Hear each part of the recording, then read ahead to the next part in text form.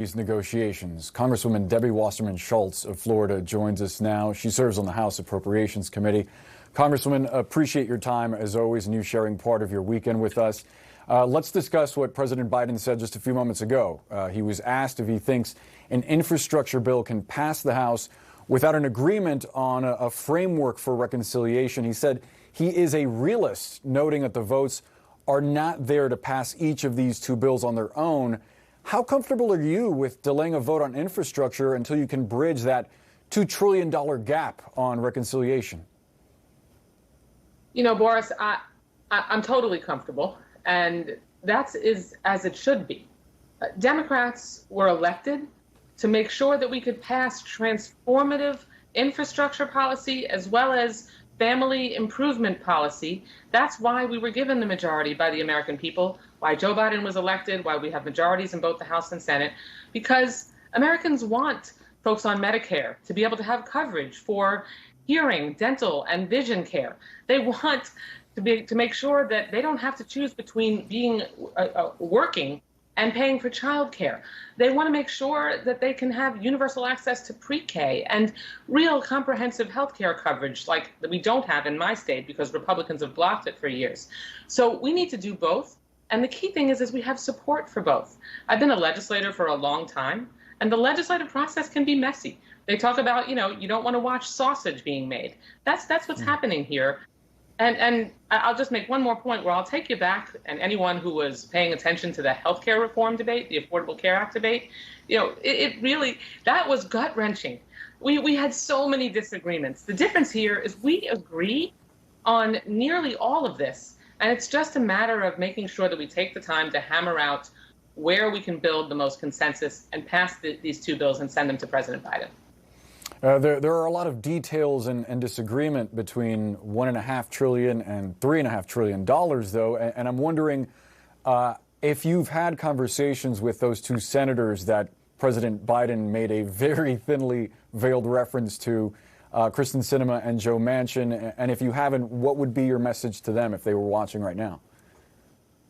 Well, what I have done is I've spoken to similarly moderate members of the House of Representatives who are dear friends of mine, and we have those concerns on our side of the aisle, too. The legislative process is built around consensus. That's what the Founding Fathers intended, and so the gnashing of teeth and the media obsession with, we haven't agreed yet, and is Biden's agenda in trouble? No, it's not in trouble. We're going to take the time to work through what the top line number is on how we can make sure we pass transformative policy, like making sure that people get quality, affordable childcare, making sure that seniors have coverage for their vision care. I represent so many seniors here in South Florida, Boris, and for years, they've not been able to get eyeglasses. They've not been able to make sure that they can pay for their hearing aids or go to the dentist. Dental care is so critical to the overall health of every human being, and seniors don't have coverage for it.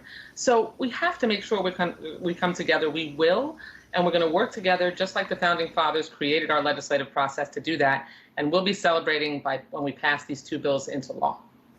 I think, to be fair, some of the concern is that there's so much at stake, not only for your party, but for the nation in the recovery from COVID and competing with China, moving into future generations. And there's so much at stake. The gravity of the moment underlies what's happening right now. And seeing, again, that $2 trillion divide and the fact that at least publicly there hasn't been much budging from either side, the progressives or the moderates, I think it's exemplified by President Biden going to Capitol Hill yesterday and explaining this is a do or die moment, especially as you get into midterms in 2022, because, as you know, historically, the pendulum is likely to swing toward the other party. Are you concerned about that?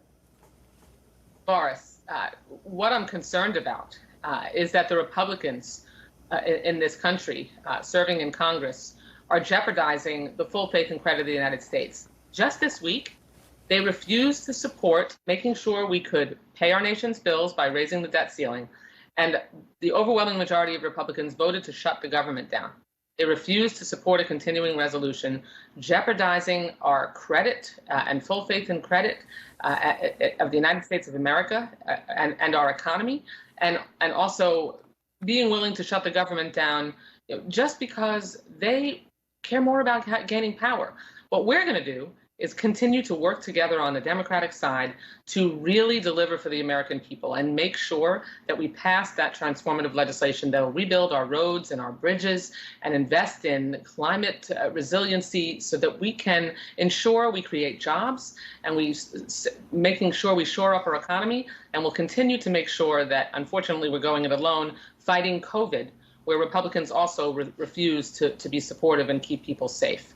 That's what this is going to boil down to, and I'm confident that we will ultimately prevail, because that's why the American people sent us to Washington to make these decisions on their behalf. Congresswoman, how would you rate the effort from your office and your colleagues in the White House in reaching across the aisle and trying to court Republicans? Does that seem like a worthwhile effort in your eyes? It always is a worthwhile effort. I mean, we have members like Josh Gottheimer, who led the effort on the House side to build support for the bipartisan infrastructure bill. There was a bipartisan group of members that passed the infrastructure bill that is part of this overall package that we will ultimately pass in the Senate. But unfortunately, Mitch McConnell and his Republican cronies, the Trumpers, they care and may have made very clear that what they care about is forcing Democrats to do this by ourselves so that they can try to make us stumble and ultimately trip the American people and send them spiraling down a staircase, instead of making sure that we can work together to transform people's lives. I mean, they care more about maintaining their big tax breaks that they passed when Trump was president for millionaires and billionaires, and we're trying to make sure we deliver paid-for policy that will give the middle class a tax break, help more people gain access to the middle class, and make sure that the economy works for everyone, not just people who are already incredibly wealthy. That's the difference. One quick and final question, Congresswoman. Does this get passed before Thanksgiving? It's going to get passed when we can build the consensus and reach a top-line number, build our legislation program by program to make a huge difference in people's lives, and pass significant bipartisan infrastructure legislation to create millions of jobs. And that's going to take some time. And we're not functioning on deadlines. You're trying to transform people's lives and make a difference in people's lives. It's going to take some time. And I know the press wants to pin us to deadlines, but we're putting our nose to the grindstone. We're all at the table together. We'll probably be forced to do this alone because Republicans could care less about any of this. And we're going to get it done for the American people because we're going to build consensus and work together. And that's why Joe Biden came to the House yesterday and spoke to our caucus meeting, not to tell us that this is do or die. I was in that room, Boris. He didn't say that. He said what was absolutely correct, that this is absolutely essential for us to make a difference and transform people's lives so that they are not constantly living pillar to post economically, and that we can stop people from having to hand wring at their kitchen tables, and they can take care of their children and improve the life of their families. That's what this is all about. We care about that. Republicans don't. I think they would counter that with a series of other arguments, but we have to leave the conversation there. Congresswoman Debbie Wasserman Schultz, we appreciate. We should also note you're going to be taking part in the Women's March in Fort Lauderdale today as well.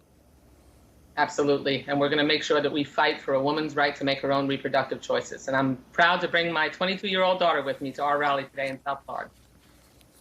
All right. Thank you, Congresswoman. We appreciate the time. Thank you.